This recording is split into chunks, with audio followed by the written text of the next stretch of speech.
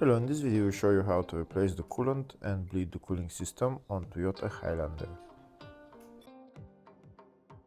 The car that I'm replacing the coolant on is Toyota Corolla Verso, but the procedure is very similar for this car. First we need to drain the coolant. To drain the coolant we need to open the coolant tank cap.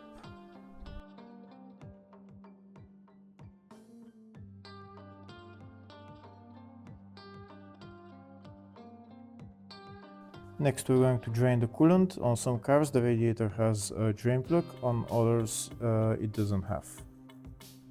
If the radiator has a drain plug it will look something like this. In order to loosen it you need a ratchet with a socket size 12.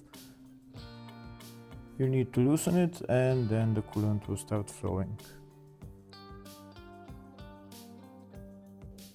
If the video is useful, please like and comment on the video and subscribe to the channel to see more videos like this.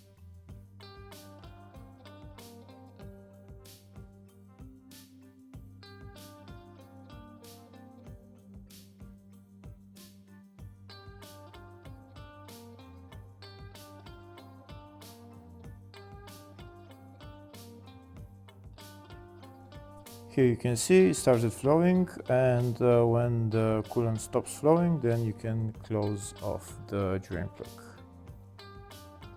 On some cars the radiator doesn't have a drain plug, so you need to disconnect the lower radiator hose. This is the lower radiator hose right there. You need to move this metal clamp and then take out the hose.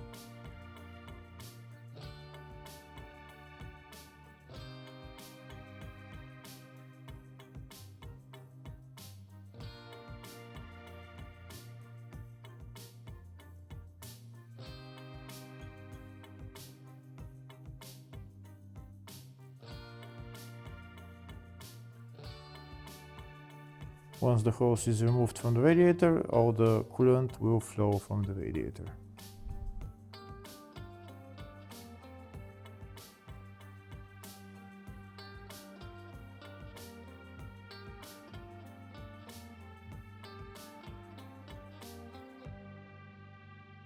Once all the coolant has been drained, then you can put the radiator hose back on and put the metal clamp back on.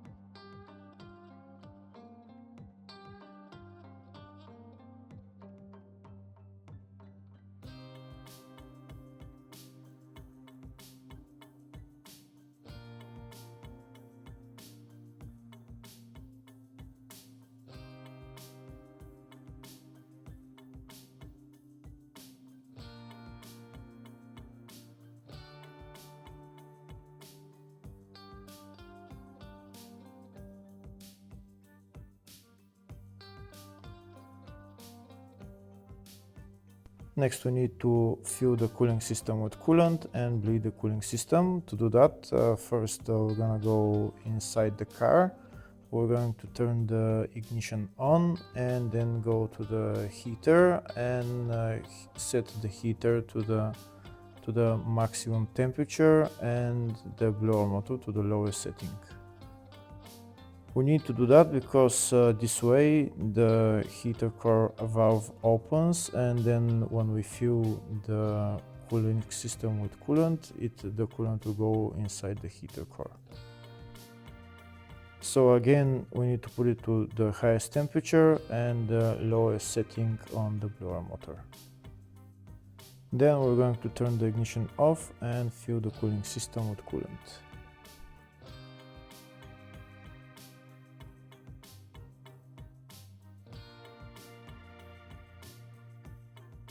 So we've already removed the coolant tank cap. Now I'm going to put the funnel in there and I'm going to start pouring coolant into the cooling system.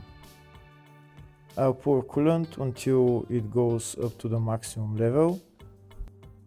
Then I'm going to start squeezing the radiator hoses so that we try to take the air out of the cooling system.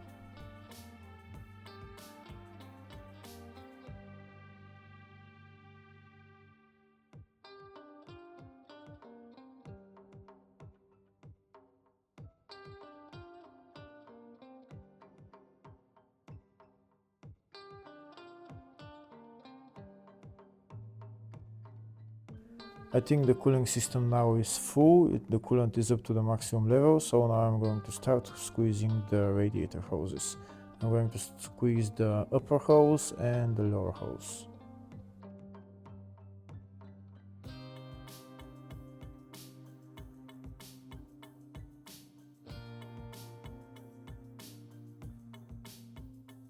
When we squeeze the radiator hose, when you look in there, you see air bubbles coming out, and you see how the coolant will start to drop. You should squeeze the radiator hose for a minute or so, and then fill the coolant tank again to the maximum level. After you fill the tank to the maximum level, start squeezing the upper radiator hose again and check if the level in the coolant tank drops. If it drops, fill it with coolant again. You can repeat the procedure until the coolant level in the coolant tank stops dropping.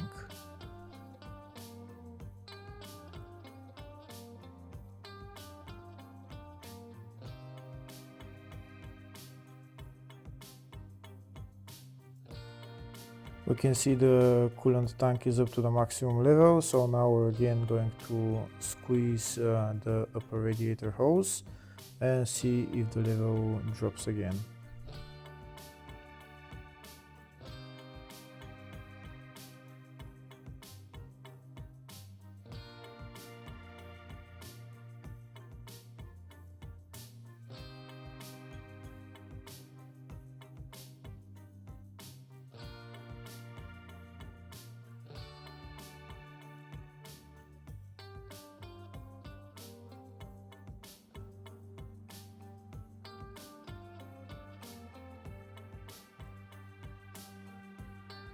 Here you can see when I press the radiator hose, there is still air bubbles coming out, so there is still more air in there. Once the coolant level in the coolant tank doesn't drop anymore, we're gonna go inside the car and start the car. Don't put the radiator cap on, just leave it out. So now we're going to start the car, and we're going to wait until it goes to normal operating temperature.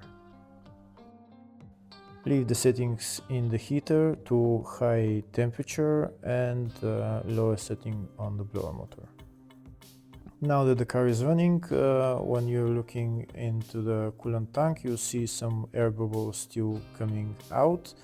You might want to squeeze the upper radiator hose again for a couple of minutes, just to help it bleed the cooling system.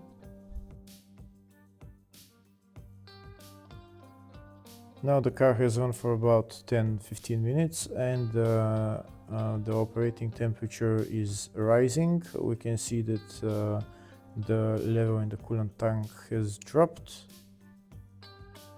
Since the level in the coolant tank has dropped, I'm going to pour some coolant in there, and I'll make it to the maximum level on the coolant tank.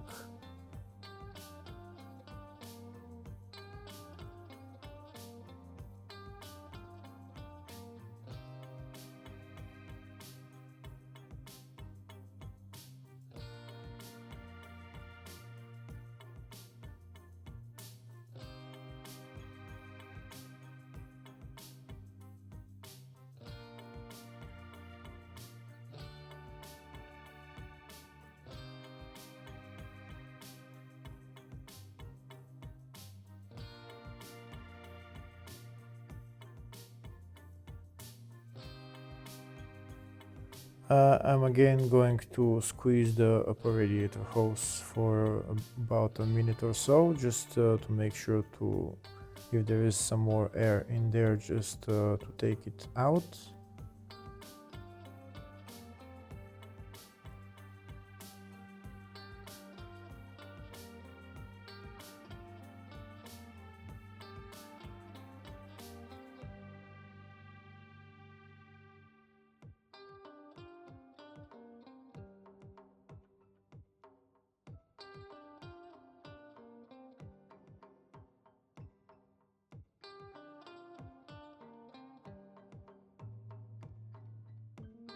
We can see there is coolant in the tank. It's at the maximum level, so now I'm gonna go inside the car and I'm going to rev the engine for about a minute or so, a minute or two. You know when the cooling system has been bled. When the cooling system has been bled, then the heating will start to blow hot air. If there is still air in the cooling system, the heating will blow cold air. When it has been bled 100%, it will start blowing hot air. To make it faster for the engine to go to normal operating temperature, I am revving the engine, and once it's at normal operating temperature, it should start blowing hot air.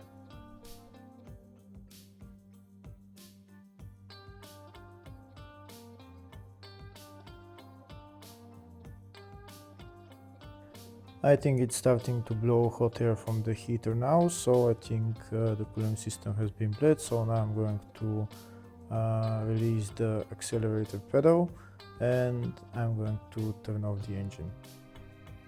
Now I'll check again the level of the coolant. If it needs more, I'm going to fill it to the maximum level.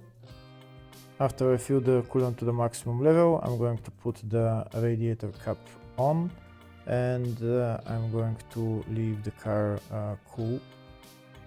When the engine has cooled down, I'm going to remove the radiator cap and I'm going to check the coolant level again. If it needs more coolant, I'm going to fill it to the maximum level. And then afterwards, we're done with replacing the coolant and bleeding the cooling system.